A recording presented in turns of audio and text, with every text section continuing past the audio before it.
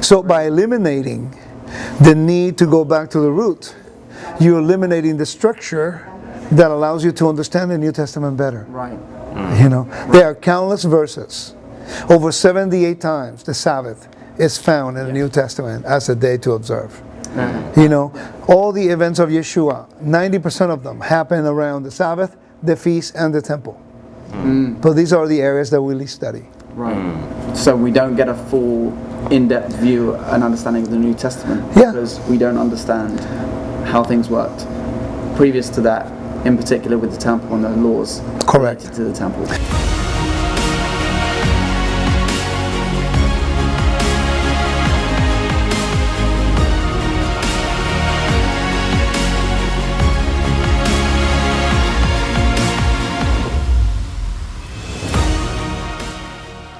Do a little mini introduction. Sure, man. If I get that right. And absolutely. We're just going to ask you some questions about Sounds like a plan. the Torah, some of the work you do, and some of the questions that people might ask if they've been brought up in a Christian audience. Okay. You know, and their potential distance that they might have with the Torah, and why it's relevant, why it's important. Okay. Okay. Sounds good. I'll look at the camera, right, when I speak. Yeah. Okay. All right. So we're here with Rico Cortez from Wisdom in Torah Ministries. We're at his conference, Treasures from the Temple, and we're here with an interview with him. And thank you, Rico, for joining us. It's a pleasure. It's nice to have you guys here. Yeah, it's been an amazing conference. Yeah, so it's a pleasure to be here and to be speaking with you. And so the first question is, how did you come to faith in Yeshua? I grew up in the church. I grew up in the Pentecostal background. When I was 13 years old, I gave my life to the Lord. And then in 1989-90, I kind of left. I left for a while because I was a professional baseball player in the minor leagues.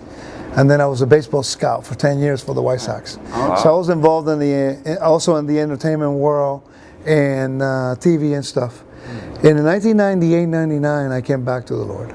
Okay. I kind of left in 87, and I kind of came back. And I began to research. I just wanted to serve God. I didn't want religion anymore. Right. You know, I came from a system of religion that was not much of education per se, and it was about fear. And I knew that was not the character of God. So when I came back to the Lord, I said, Lord, you know, I just want to know you. I want to know your ways. I want to study your commandments, and I want to know truth. I didn't care about religion or fame or money. I just wanted to know His ways. And then I came into the Torah in 1999, the beginning of 99. And it's been researching every day for the last 21 years. Okay, so 22 now. So you came into the Wisdom of Torah and you started the ministry, Wisdom in Torah Ministry. Why did you come to that name, Wisdom in Torah, and what wisdom does Torah have for this generation? You know, it's really interesting that before I was doing full-time ministry, make sure I don't get a call, before I started doing full-time ministry, I already knew, I made cards with the logo, with the name, and what it looked like. Right. And it was based on temple. And Wisdom in Torah because of the verse that I read in the book of Deuteronomy. You know, who is this nation? So much, you know, wisdom. And it says the wisdom in the Torah. Because I wanted the wisdom of God. I did no longer want to function within my own understanding. You know, and I keep reading the Psalms. I kept reading, you know, Proverbs. And, you know, in Joshua, be strong and be courageous, you know. Yeah. And I said, I want the wisdom of God. I want the wisdom in the Torah. I found out later, and my prayer, by the way, my prayer was, I want to be a man after God's heart. Right. For years, man, it was like, Lord, I want to be a man after your heart. Like King David. Yeah, that's my desire. And I remember when I read the stories in the book of Exodus when Moses said, if I have found favor, you know, show me your ways. And man, I would pray that every day. Show me your ways that I may please you. And if you know me by name, you know, I mean, I didn't realize the language and the depth of what I was saying. I didn't have an idea. And I guess He measured my heart and my desire to really get to know Him. And He began to open doors. And then I remember in one of the conferences, I bought a book. in 2002 about a book from a conference, and I began to read it, and I've been praying for the heart of God all along. Yeah. And then in the Torah, in the book of Genesis, it begins with Bereshit, right? The Bereshit. But it doesn't start with an aleph. It doesn't start with the A. It starts with a bet, with a B, and it's enlarged. It's bigger than the rest of the text in the Hebrew text, you know. And then you have the last letter of the last word in the book of Deuteronomy, Israel. And you have the Lamed. Lamed is like a shepherd's staff, and the bet is like a house. But when you put those two letters together, makes the Hebrew word lev, and the Hebrew word lev means heart. Now think about this. I wanted the heart of God, and I call it wisdom in Torah. The Torah is the heart of God, and that's where I gather my wisdom, if I have any. So the name came out of my desire to want to get to know the character of God. Right. Wow. You know, so my only desire was to get to know Him, to know His heart. And now think about this. He actually granted the request by teaching me His Torah. Right. That's and now you get it to teach. And I get to with teach other it to people. others. Yeah. Awesome. Yeah. So what does mainstream Christianity lose by de-emphasizing Torah?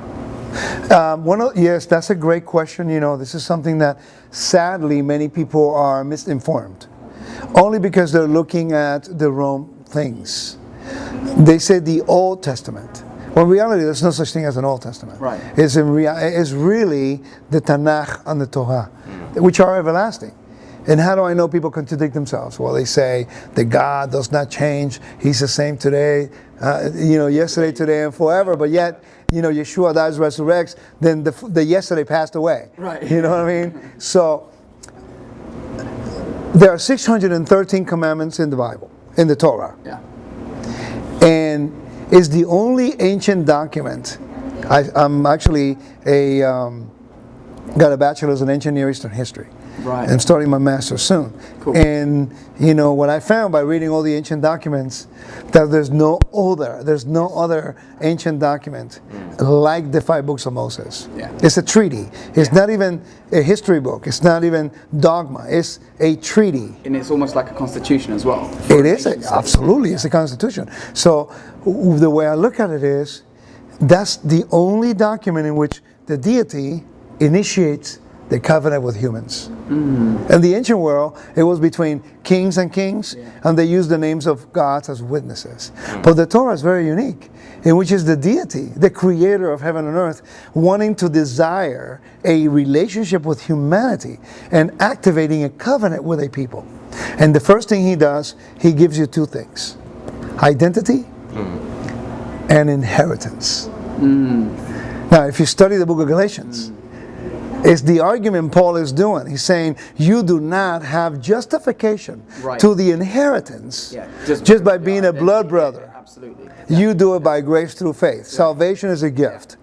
Yeah. You don't earn it by doing something. But obedience brings the blessing.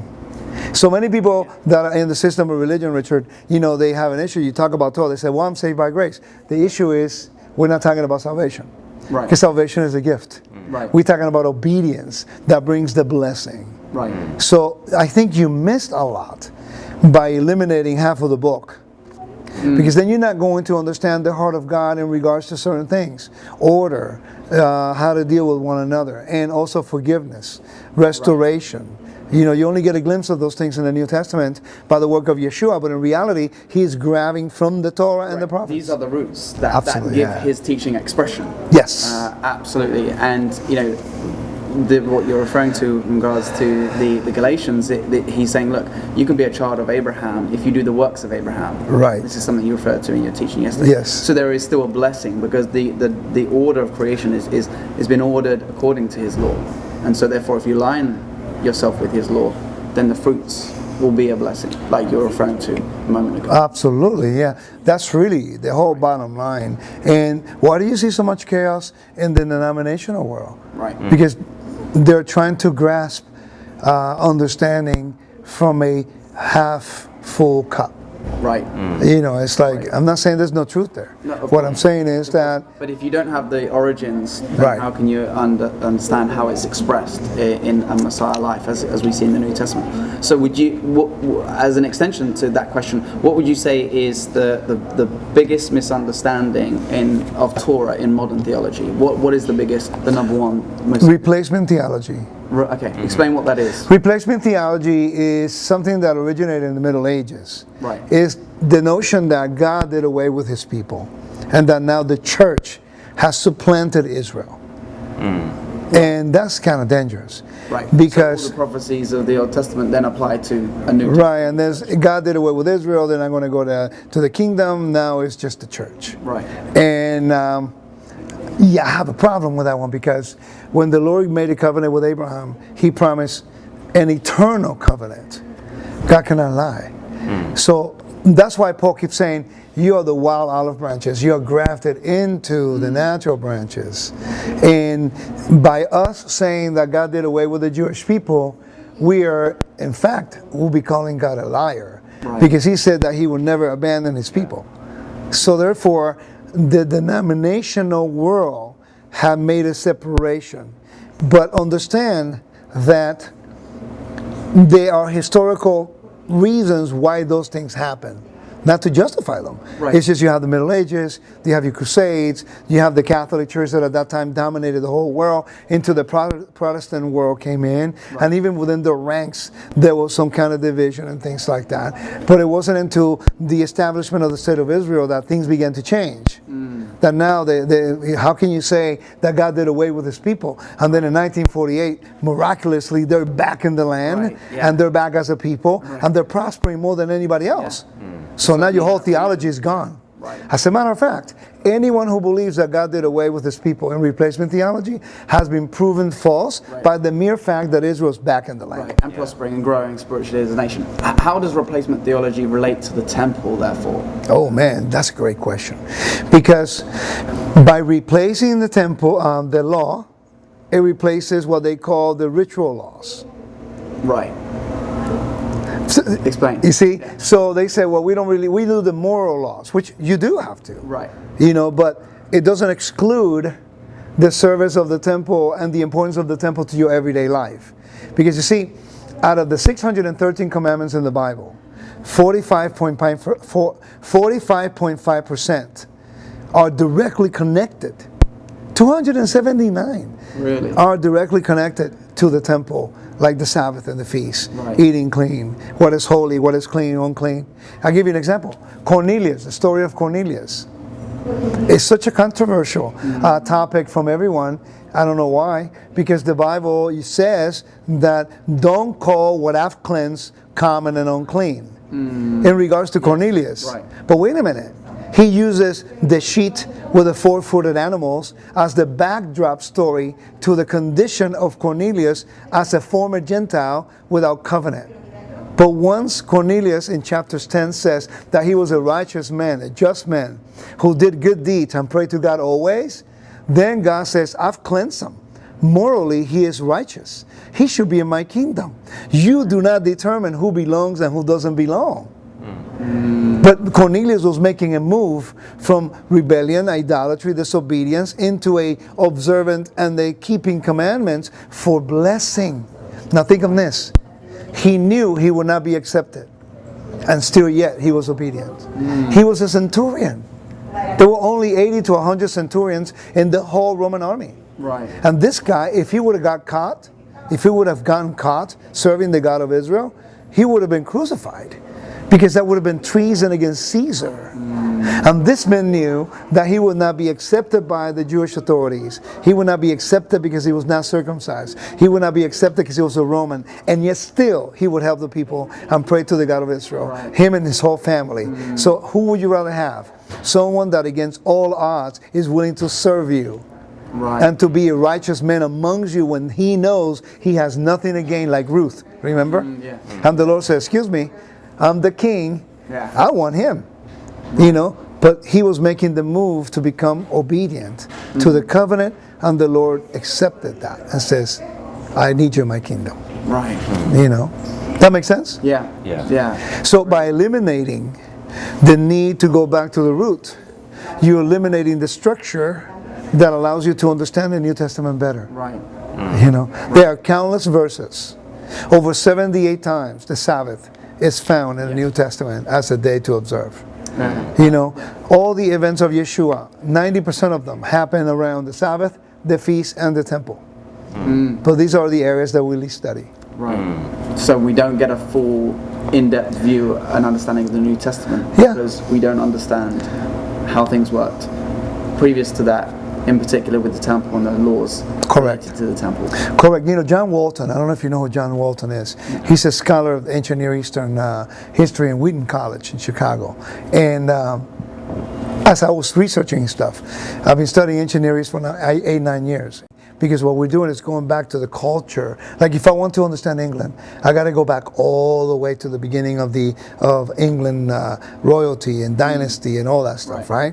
So I need to know the background to understand your culture. Right. So John Walton made this statement that really changed my whole method of study. He goes, the Bible is written for us, but not to us. Yeah, right. And I've used that all the time. So when he said that in one of the research studies that he did, it resonated so much with me that I said, true, I am not part of the original audience. So I was born in Puerto Rico. As you can see, you can hear my accent, you know. And I was raised in the United States. But I've traveled over 30 countries. Right. And in every country they have different cultures. They have different rituals. They have different languages. They have different ways of doing things. So I understand that the Bible was written to a Middle Eastern people, in a Middle Eastern culture, in a Middle Eastern religious geopolitical setting, with nations surrounding them, with culture, with customs, with ways of doing things. So what I did, I said, Yeshua, the Messiah, he was raised and his ministry was during the time of the Roman Empire. So let me study the Roman Empire and its laws, criminal law, customs, lifestyle, religion, rituals, to see what Yeshua is fighting against. Right. When I study the book of Exodus, and the children of Israel are in Egypt, so I studied Egyptology to understand the same thing. When they went into exile into Babylon, I studied the Babylonian people. To the Hellenistic period, the same thing. Right. So would you say that that the temple, understanding the temple, helps you better understand Jesus' ministry and the biblical context? Most definitely. If I start here, forward, I don't think I'm going to have a good chance to understand the whole storyline. Like the Queen, she has Buckingham Palace. I've been there. I went by and saw it. And the President has the White House. Right. Jerusalem and the temple becomes the throne of God and the hub of authority to rule. Ki mitzion tetet Torah. It says, out of Zion shall come forth the Torah. Yeah.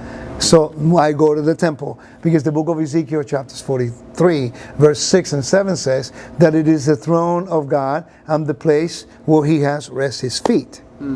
So without the temple function, and you've been listening to a lot of the teachings we've been giving, how relevant is the function of the temple to our everyday life? Right. Yeah.